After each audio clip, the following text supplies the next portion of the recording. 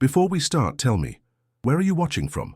The rain fell mercilessly on the asphalt, turning the world outside into a grey blur. The neon sign for Central Health Network flickered intermittently, a ghost of a time when the place still teemed with life. Now only the skeleton of a building remained, a shell of cement and memories. Inside, the silence was a living entity, broken only by the distant echo of footsteps, slow and shuffling, in the long deserted corridor. The air was heavy with the smell of old antiseptic and untold stories, the smell of an end. Arthur, 72 years old and with worn hands, was the last guardian of that abandoned floor, the last nurse in a department that would be demolished the next morning. He was no longer just a professional. He was part of this place, a figure of silent dignity, whose wrinkles hid more than the passage of time. His boots, now old and soft, slid across the linoleum floor, a sound that was the only soundtrack to his solitude. Each step was a small eternity. He stopped before a half-open door. It was the last occupied room. The sliver of yellowish light that escaped illuminated dust motes that danced slowly, like ghosts from a forgotten past. Inside, the only sound was the steady rhythm of a respirator, a borrowed breath. That sound was the ticking of a clock that seemed to be standing still. The room was a microcosm of that hospital, sterile, functional, yet imbued with a dense aura of purpose. On a bed, a man, Martin, lay hooked up to machines, a frail figure wrapped in wires and tubes. He was a map of a life lived and sick. It was the air he breathed that kept Arthur there, trapped in a vigil that was both a professional duty and a silent torture. It was the air he didn't deserve. The dim evening light reflected off the window pane where the rain had traced tears. Arthur watched Martin, his face expressionless as a nurse's, but inside, a whirlwind of repressed emotions. 40 years of hatred, the poison that had defined his every day, that had turned him into a ghost in his own life. And the object of that hatred, the man responsible for his ruin, was now there, at his mercy. The silence in the room was heavy, like a shroud. Arthur adjusted the catheter, moved a sheet, mechanical gestures rehearsed over decades of practice, but with each touch, each glance, the fine line between duty and revenge grew thinner. His gaze, previously neutral, fell on the patient's face, and it was there, in that moment, that something broke forever. That man in the bed was no longer just the patient from room 312, Martin. He wasn't a stranger. He was the embodiment of a 40-year-old betrayal. Martin's gaze, for an instant, met Arthur's, and in that meeting of souls, something unmistakable shone. Not a plea for forgiveness, but a glimmer of fear. It was the fear of someone who recognizes the executioner, or the ghost. Arthur's hand, about to adjust the IV, froze in mid-air.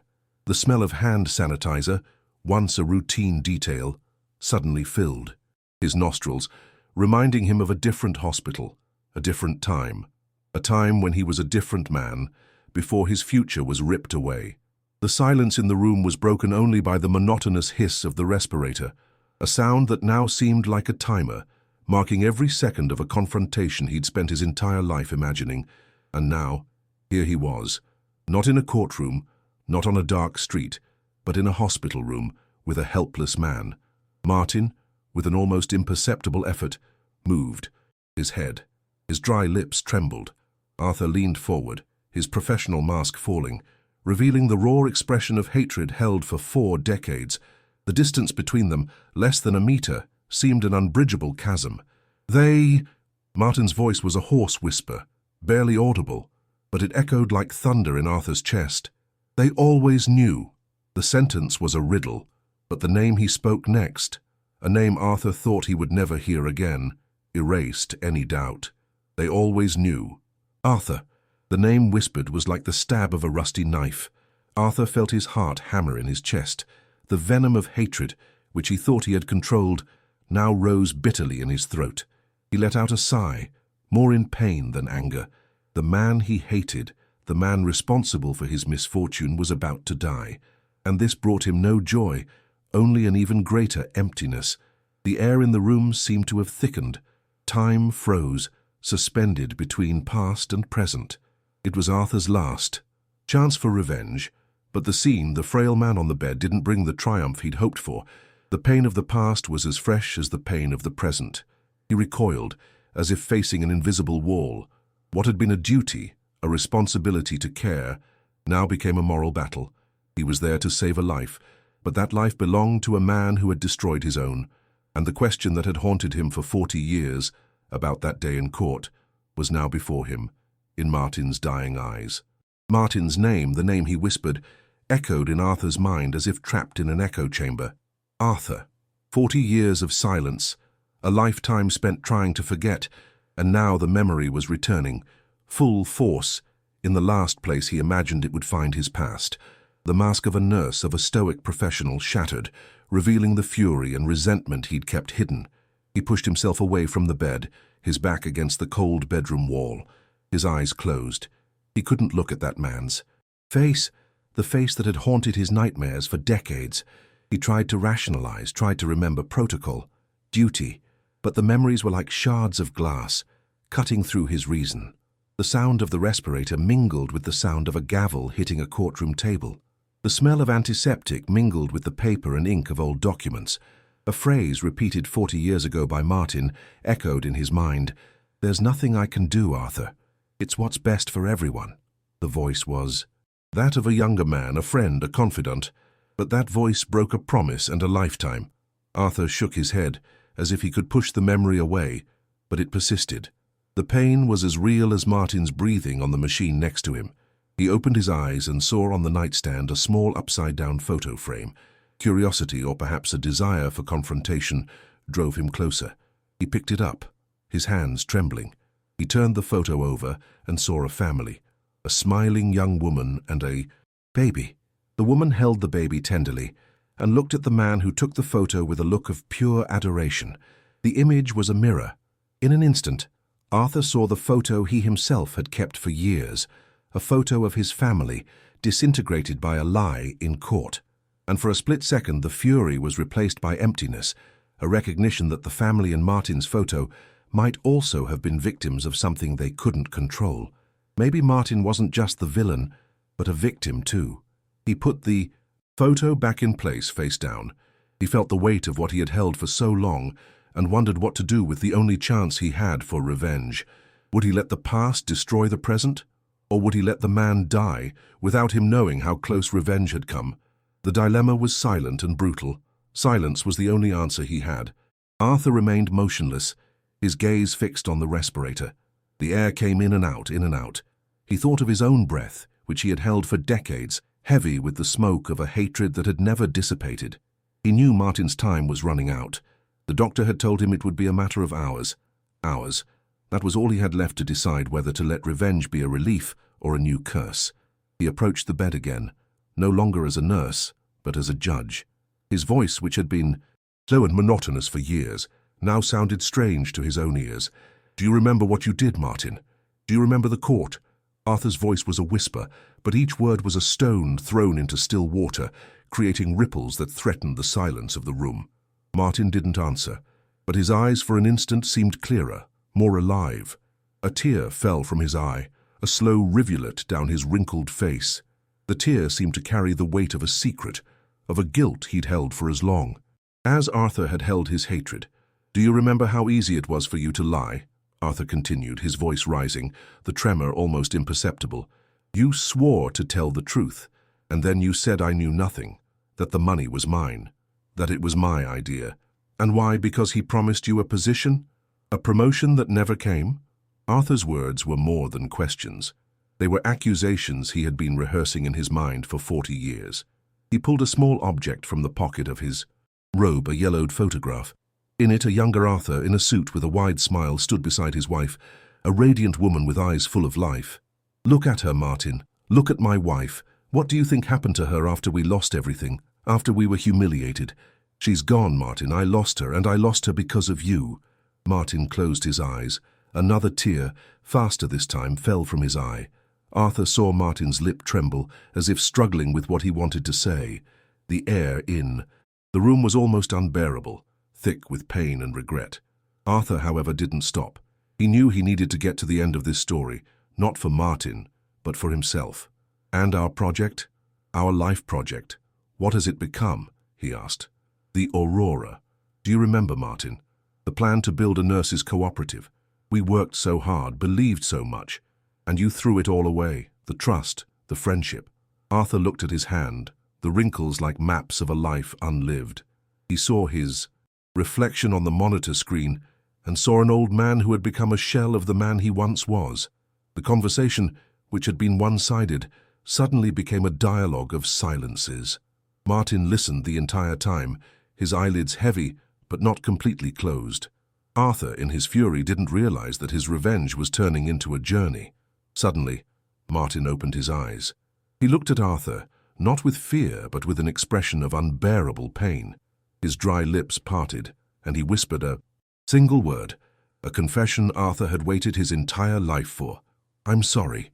The sound of the word was so faint, almost inaudible, but it was the only thing that mattered. Arthur felt a shock, an earthquake. He stopped speaking, the photograph falling from his hand. The word he had craved so much was now a double-edged sword, cutting him to the core. He had waited years for a confession, for a surrender, and now that he had it, he didn't feel victory. He felt something deeper, more complicated. Loneliness. He had built his life around hatred, and Martin's confession was a pillar being ripped away. He looked at the photograph, now on the floor, the image of his wife, smiling. He picked it up. The past was no longer a weapon. It was just a painful memory. He looked at Martin, the man in the bed. Revenge, he realized, was not what he needed. What he needed was peace, and peace would only come with forgiveness. And forgiveness was a choice. The word forgiveness hung in the air, a confession that didn't come with the fury Arthur had imagined. There was no triumph, only the weight of a lifetime of pain. The photograph of his wife, now in his hands, seemed to have changed meaning. It was no longer a reminder of what he'd lost, but an image of what he'd once had. The anger drained away, leaving a void, an inner silence deeper than the one in the room. He knelt, his legs weary, not from a day's work, but from a lifetime of hatred. The sound of the respirator was the only sound, the only beat in the void that was his heart.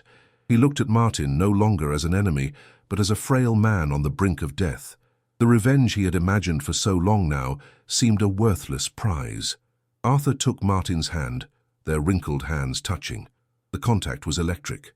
It wasn't a touch of hatred, but of silent understanding, of an acknowledgement of mutual guilt. Arthur felt like a drowning man, and Martin, the very man who had thrown him into the water, was his only lifeline.